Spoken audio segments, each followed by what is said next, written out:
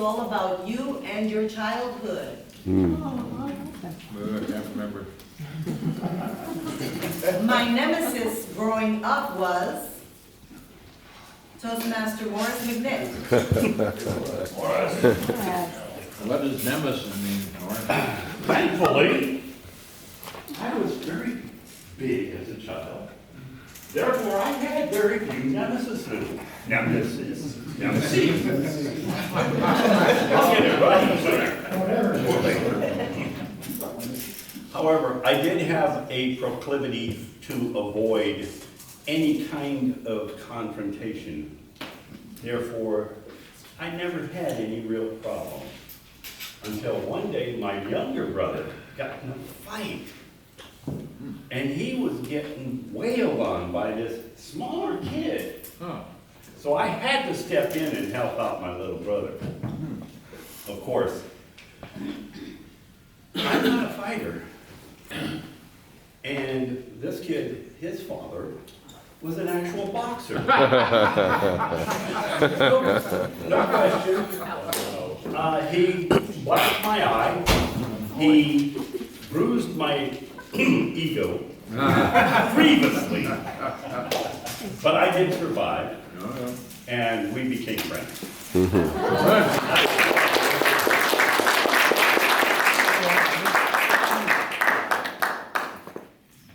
My first fist fight in school was at the age of Toastmaster Jay Shaw. Good morning, everyone. Good morning. Good morning. I'm doing fine today also. I'll give you some thoughts. No, sit down.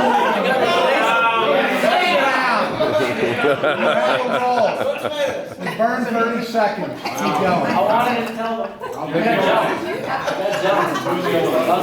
Tough crowd. My first fist fight in school was at the age of Mr. Toastmaster Carlos Benitez. Fighting question. I don't have a proclivity to be rough and tough, but I was born in the Bronx, so I had no choice. A lot of girls beat up on me. But seriously, we moved out of the Bronx because it was a rough and tough neighborhood, and my brother always had my back. He was working in the store one day.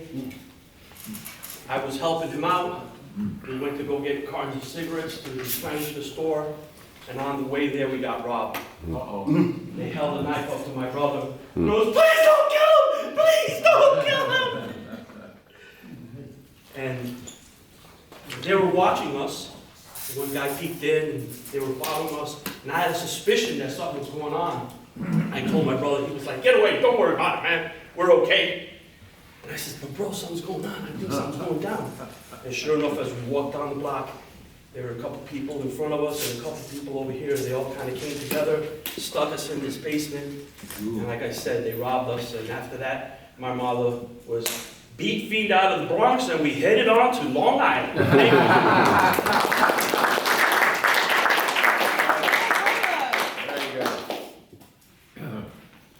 The first thing I wish I had learned sooner in high school was Toastmaster Judith Stein Farrell.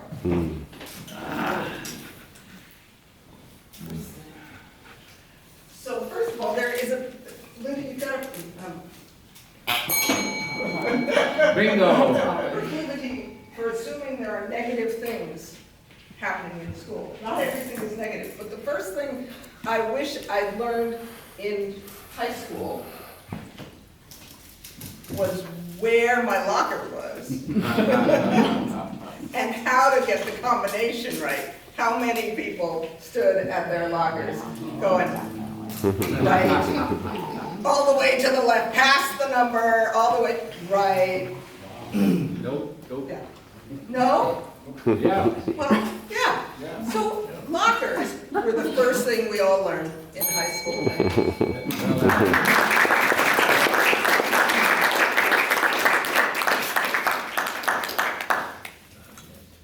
The superhero that inspired me the most was Toastmaster Mark Wright. All right. Yeah. Mark the mark. Mark the mark. That's nice. The 2 minutes. The Incredible Hulk. There we go. So I'm 4 years old, watching the reruns of the original Incredible Hulk, Lou Ferrigno. When he got angry, he would turn green. His muscles would grow, the shirt will rip. I would emulate the Incredible Hulk. My mom would find all of these. Wait. Collars are ripped. Arm sleeves are ripped. Like, I'm 4, so yeah, I'm running around a little bit, and we didn't have a dog. So she finally realized what was going on. It was me becoming the Incredible Hulk once or twice a day. Thank you.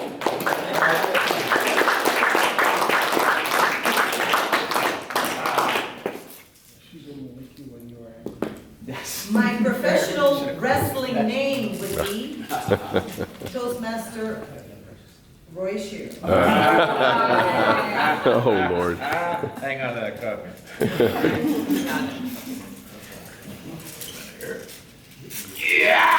Don't start the clock yet. Oh, I'm kidding. Yellow light. Timer's on. My name. I have a proclivity for being attacked by women. Not anything I invite, it just happens every day. You believe that, right, Blake? Word of it. Good, good, good, good. So my name would be Sexpot.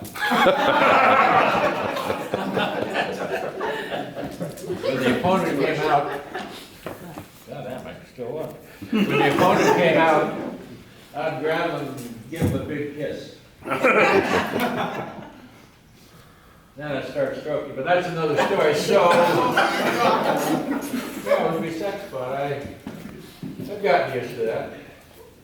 Yeah, it takes a little time. But get used to it. Drive in. Remember where you are. Sexpot. Yeah, I can't walk outside. The problem is, when you're a celebrity, you can't go to a restaurant.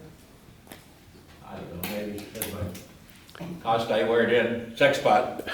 You do remember you're in Toastmasters, right? So, Carmelo is sitting on the edge of his chair. He says, "Stop right now before you get thrown out of the club." Red light. Which I will do. Red light.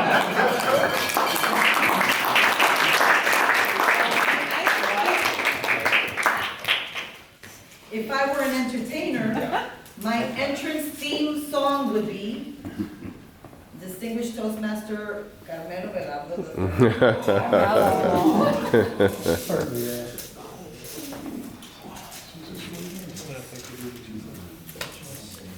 I have a propensity to put. Let me start again. Benjamin, I have a propensity to put music to everything I hear. So when you said before about first fist fight, it brought me to The Girl Is Mine from Michael Jackson and Paul McCartney, where Michael says, "Paul, I'm loving that That's the way I grew up. I never really got into a fist fight because I had the mean growl. But the song, it's probably a list of like 10. And number 10 would be something like Start Me Up from the Stones. Number 5 would be Livin' Lovin' May by Led Zeppelin with that great guitar riff. And number 1 would be one of the best guitar riffs in the world.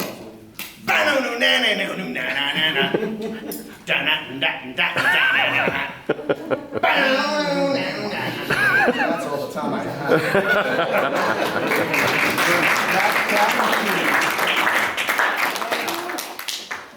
I told my parents my first lie at the tender age of Distinguished Toastmaster Jordan Cameron. Way too early for me to remember. Because I just started right out of the chute. But I think the most interesting lie that I ever told the Rents had to do with the dining room chairs. My mom was very, very into etiquette. And, you know, she learned how to cook it, le cordon bleu, and all that stuff. There are these little metal things on the bottom of chairs to keep them from sliding across the carpet.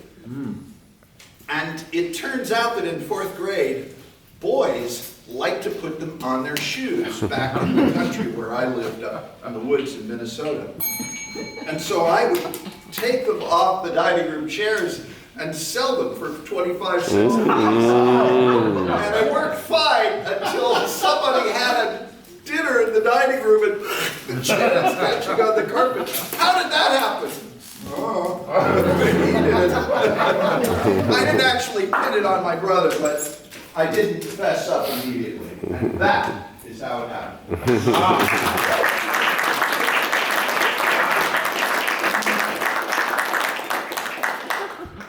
My most favorite subject in school was Toastmaster Mark Shear.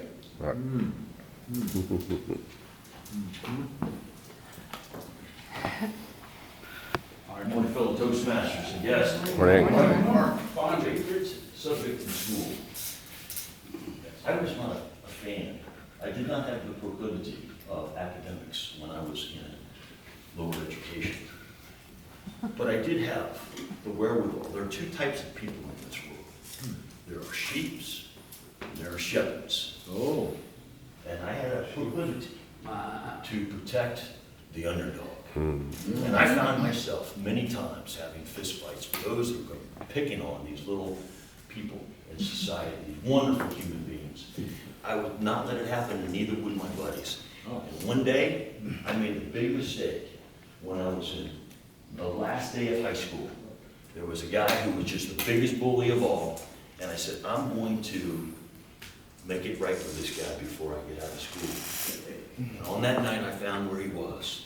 And he knew I was coming over. I was by myself, and when I got up to his house, he comes out with a baseball bat, his brother comes out with a golf club, and another buddy came out with a knife. And let me tell you what, that was the last time in my life that I ever ended up getting in a fight, ladies and gentlemen.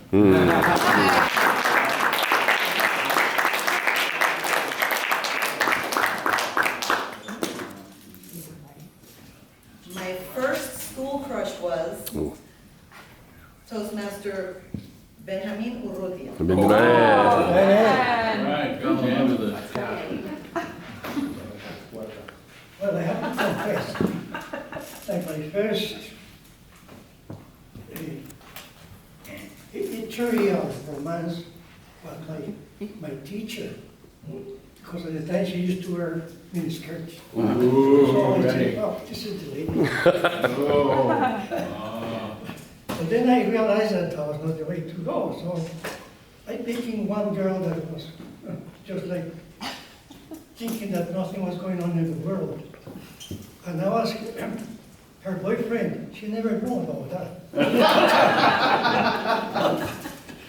That was something that I remember. And they said, in order to succeed, you have to express what you want. But I was in the background. I have the inclination not to say anything. So she never knew that I was the guy that she was expecting for her life.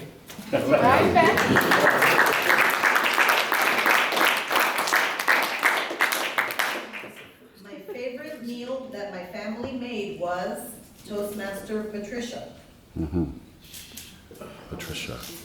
Oh, she has a roll? She had a roll. She had a roll. Toastmaster Nellie Cummings. Lily. My favorite meal that my family made was Good morning, everybody. I've not seen you guys for a long time. I just came back from China a couple of weeks ago. Talk about my favorite meal when I was growing up is the dumplings. Do you guys ever go to the Chinese restaurant? Yes. But however, those dumplings is not authentic. The authentic one is with vegetables and meat, and not sweet, no cheese. And those dumplings, when I was growing up, we can only eat during the Chinese New Year. So because we were kind of like poor, yeah, we don't have much to eat. So that's where every time we get to the Chinese New Year time, we were really, really happy we're going to have a new clothes and a new Chinese dumplings to eat. That's our happiest time when I was in my childhood. Thank you.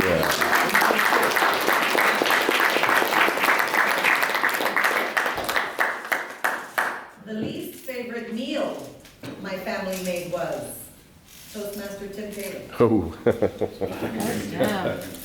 You know, my mother, God bless her, she was not the greatest cook. My dad was a high school principal, my mom was a second grade teacher. They both worked really hard. They worked into the evening sometimes to do lesson plans and stuff. So I grew up on Hamburger Helper. Oh. Honest to God, when we got Hamburger Helper, that was actually considered great. Oh, yeah? And you know, growing up in the South, and my older brother was only 18 months older than me, but we were the same size. We had quite a proclivity of fighting with each other. I mean, talking about constant fighting. Brothers fight a lot, but it was literally nonstop. He thought he was in charge of me because he was older than me. And one night my parents were not there. And we got into it in the kitchen, and I said, this is it. This is the last time that he's going to do this to me. We ended up fighting through the kitchen. One of my friends was over. We ended up in the backyard.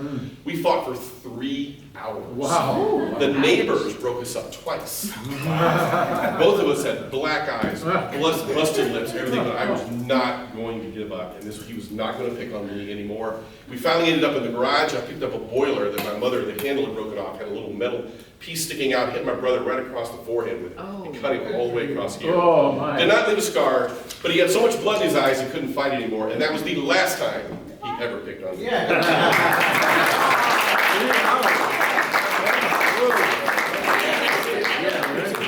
Wow. The best piece of That's advice 100% true. an elder ever gave me was Toastmaster Carson Schaefer.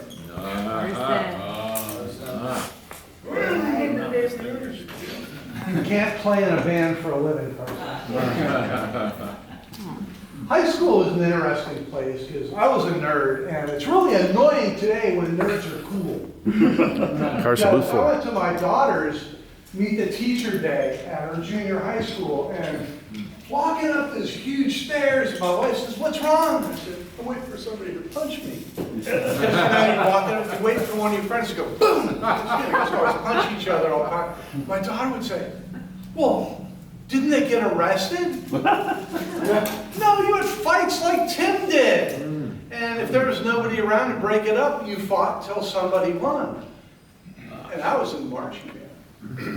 And if there was anybody that's known to be fighters, it's the marching band. Well, we had rental instruments, and so we had sax fights. When we would bam! Sax. And then they did it, and you had to go home, and it's, "What happened to your saxophone?" And like Bill Cosby, "I don't know, some man came in and hit my sax, Dad."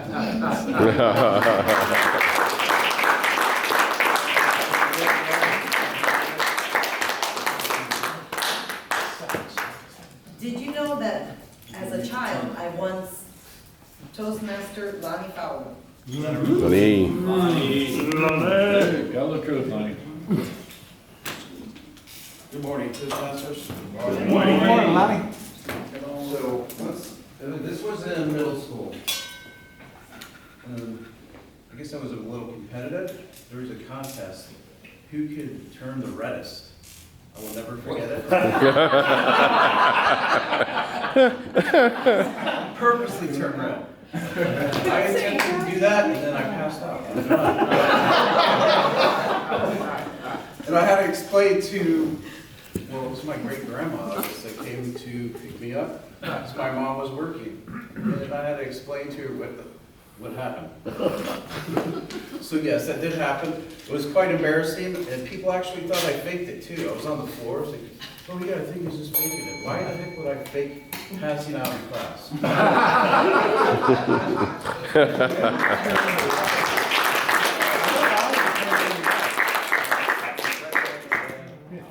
If I could travel back in time to meet anyone, oh, time, okay. Okay, that's it, thank you, everyone. Right. Very good. Timer, everyone call. Timer's report, please. Yes, everybody did qualify, so. Okay, shortest- good. No, That's it, enough time yet. Yeah, we're done.